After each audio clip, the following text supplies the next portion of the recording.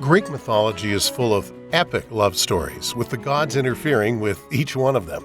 But few people have heard of the legendary love of Orpheus.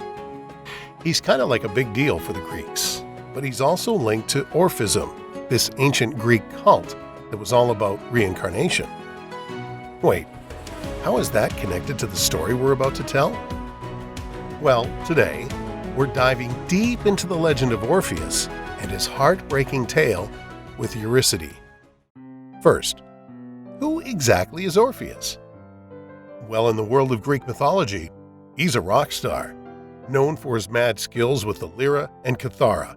He could make wild animals chill, stop rivers in their tracks, and even make trees lean in to catch his tunes. And get this, his musical skill ran in the family.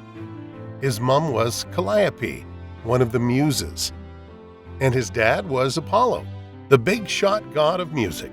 So yeah, you could say he had some serious musical genes. Now, Orpheus wasn't just a one-hit wonder. He got stories associated with him from different ancient authors. Some even say he's the son of a mortal king from Thrace. Despite his fame, though, you won't find him mentioned in Homer's epics, the Iliad or the Odyssey. Weird, right? But Orpheus wasn't just about the music. He was also a hero. Ever heard of Jason and the Argonauts? Well, Orpheus was part of that crew, keeping spirits high with his tunes and even saving them from the deadly sirens. No wonder he's a popular subject in ancient art. You'll often spot him with his trusty lyra or kithara, sometimes decked out in Thracian gear. Cool, huh? All right, let's talk about Orphism, the ancient Greek belief system that's a bit of a mystery itself. See, when it comes to Orpheus, some people weren't sure if he was real or just a myth, thanks to Aristotle stirring up some doubt. But here's the thing. Orphism was a big deal, and Orpheus was at the heart of it. It was like this secretive club centered around the god Dionysus and supposedly founded by Orpheus himself. They had these texts called the Orphic hymns that believers would sing or recite to cleanse their souls and break free from the whole cycle of life and death. Pretty intense, right? According to Orphism, humans are kind of like divine beings, trapped in bodies made from the ashes of some titans. So to escape this earthly prison, they had to go through these special rituals, known only to the chosen few. And who better to look up to than Orpheus? He'd been to the underworld and back, just like their main man Dionysus. Wait, he did what? Yeah, we'll get to that in a minute. Anyway, the followers of Orphism see Dionysus as a spiritual guide, especially since he supposedly wrote those powerful hymns. So yeah, Orphism was a whole vibe, and Orpheus was the first to practice it. But let's not forget why Orpheus is such a big deal in the first place. His wild journey to the underworld. All right, let's dive into the different versions of Orpheus's tale. So in this book called The Library of Greek Mythology by Pseudo-Apollodorus, Orpheus's story is kinda summarized, condensed. But then there's this other version by the Roman dude Virgil in his work Georgics.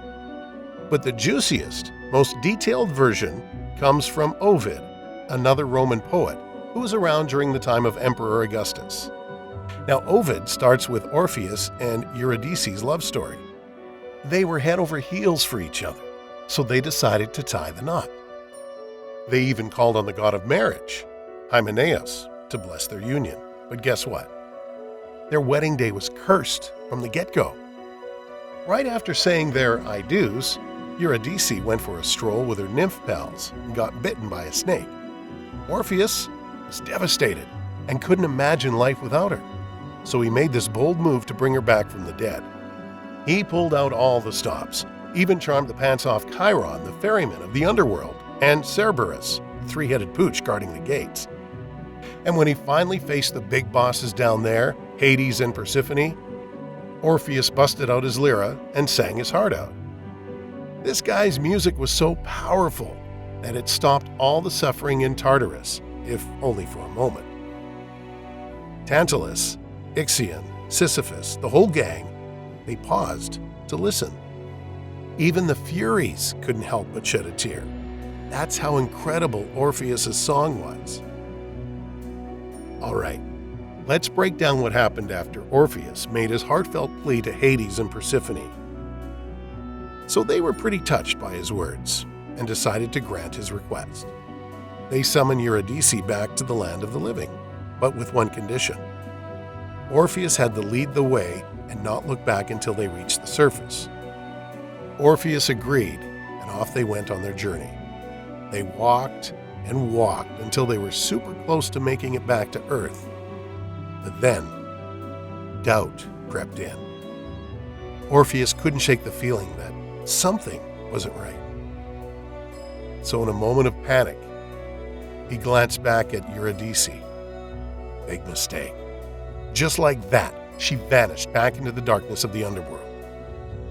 Heartbroken and desperate, Orpheus tried to return to save her, but he was stopped by Chiron, the ferryman of the river Styx. Devastated, Orpheus sat there for weeks, consumed by grief. Eventually, got up and wandered the forests and mountains, swearing off the love of women. And if you totally get why he'd do that after such a devastating loss, hit that thumbs up button and the bell icon so we can bring you some more epic Greek love stories. But Orpheus's music still attracted attention, especially from the Maenads, these wild women who followed the god Dionysus. They weren't happy that Orpheus rejected them, and they attacked him relentlessly. Despite all this, Orpheus kept singing, drawing birds and beasts to him. It was a tough time, but Orpheus soldiered on, even in the face of such adversity. So the Maenads were on a mission to take down Orpheus. They threw everything they had at him, spears, rocks, you name it. But here's the thing, Orpheus's music had this crazy power.